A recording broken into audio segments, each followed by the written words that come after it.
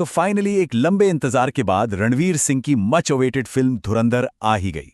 और इसके promotional material ने, मतलब जो ट्रेलर वगैरह आए, उन्होंने एक जबरदस्त माहौल बना दिया था। वादा किया गया था कि इसमें खूब सारी हिंसा और एक्शन देखने को मिलेगा।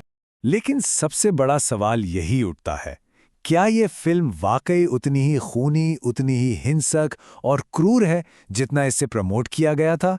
क्या ये अपने वादों पर खरी उतरती है? चलिए इस रिव्यू को जरा खोल कर देखते हैं और सबसे पहले ये समझते हैं कि ट्रेलर में जो दिखाया गया उसके मुकाबले ये फिल्म असल में है किस बारे में। देखिए, ट्रेलर और फिल्म में एक बहुत बड़ा फर्क है। जहां ट्रेलर में ऐसा लगता है कि नॉन स्टॉप एक्शन और मार धाड़ होगी, वहीं फिल्म का असली फोकस अपनी एक दुनिया बनाने और उसके किरदारों को धीरे धीरे गढ़ने पर है। हाँ, एक्शन है, बिल्कुल है, लेकिन ये कहानी किरदारों के इर्द गिर्द ज्यादा घूमती है।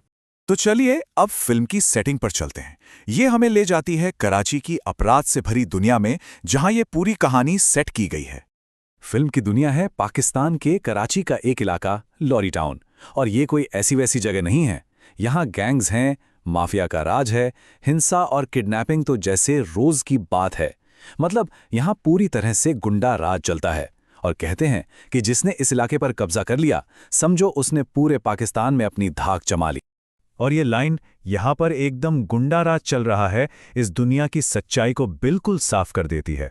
रिव्यू के मुताबिक यहाँ कानून नहीं, सिर्फ गैंगस्टरों का हुक्म चलता है। और इसे खतरनाक दुनिया के बीच में एंट्री होती है रणवीर सिंह के किरदार की। लेकिन ये है कौन? ये कराची आया क्यों है? इसका असली मकसद क्या है? यही वो सवाल हैं जो फिल्म की कहानी को आगे बढ़ाते हैं और एक मिस्ट्री बनाए रखते हैं। अब बात करते हैं परफॉर्मेंस की। समीक्षक ने किरदारों को जिस तरह से दिखाया गया है उसकी बहुत तारीफ की है और एक बड़े ही दिलचस्प कॉन्सेप्ट का जिक्र किया है जिसे वो ऑरा फार्मिंग कह रहे हैं। तो ये ऑरा फार्मिंग आखिर है क्या? देखिए, ये एक ऐसी टेक्निक है जहां डायरेक्टर डायलॉग्स, खामोशी और सिर्फ स्क्रीन पर किरदार की मौजूदगी का इस्तेमाल करके उसके चारों तरफ एक पावरफुल और रहस्यमयी माहौल बना देता है। और समीक्षक के हिसाब से इस टेक्निक का सबसे बेहतरीन इस्तेमाल किया गया है अक्षय खन्ना पर, जो रहमान डकैत का रोल कर रहे हैं। कहा गया है कि उनकी खामोशी भी उनके किरदार के ऑरा को कई गुना बढ़ा देती है। बाकी एक्टर्स पर नजर डालें तो अक्षय खन्ना को तो ऑरा फार्मिंग का मास्टर बताया गया है। रणवीर सिंह की परफॉर्मेंस को शानदार और रहस्यमयी कहा गया है। अर्जुन रामपाल के एक्सेंट की भी काफी तारीफ हुई है। लेकिन संजय दत्त के बारे में कहा गया है कि उनका परफॉर्मेंस प्रिडिक्टेबल है। मतलब वो संजय दत्त ही लग रहे हैं, कुछ नया नहीं। अब आते हैं फिल्म की रफ्तार और इसकी लंबाई पर। समीक्षक का कहना है कि फिल्म जानबूझकर धीमी रखी गई है और ये कहानी को और गहरा बनाने के लिए जरूरी था। और ये जानना बहुत जरूरी है कि फिल्म की लंबाई पूरे 3 घंटे है। ये अपने आप में एक बड़ी बात है और इसकी धीमी रफ्तार की वजह भी बताती है। तो इस धीमी रफ्तार को लेकर दो तरह की बातें हो सकती हैं। एक तरफ समीक्षक तो फिल्म की दुनिया में पूरी तरह खो गए और उन्हें ये रफ्तार जरूरी लगी। लेकिन वो ये भी मानते हैं कि शायद हर किसी को ऐसा ना लगे।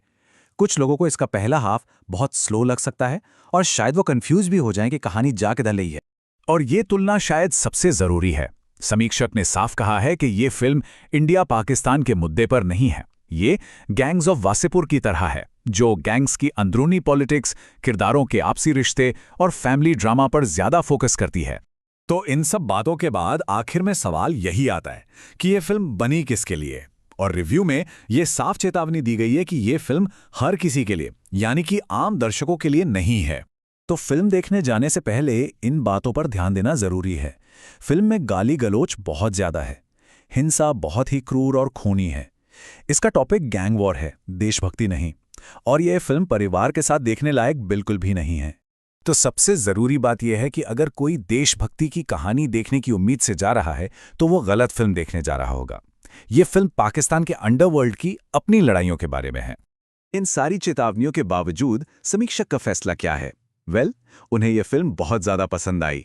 उन्होंने इसे जरूर देखे वाली कैटेगरी में रखा है और इसे परफेक्शन के बहुत करीब बताया है, लेकिन सिर्फ सही ऑडियंस के लिए। तो आखिर में सवाल यही बचता है, समीक्षक तो इस फिल्म के टारगेट ऑडियंस में से थे। इस पूरे विश्लेषण के बाद ये सोचने वाली बात है कि क्या धुरंधर वाकई अपने सही दर्शकों तक पहुंच पाएगी।